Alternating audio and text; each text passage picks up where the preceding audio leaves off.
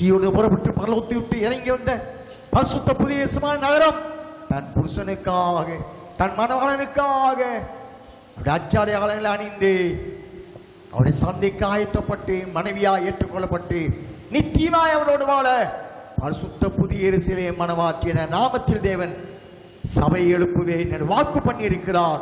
அந்த சபையாக ஆராதிக்கிறவர்களே நித்தியத்துக்குரிய வேதம் சொல்லுகிறது. The eternal salvation has been handed over to the new holy Jerusalem Bible Bride Church. This salvation been given into this church.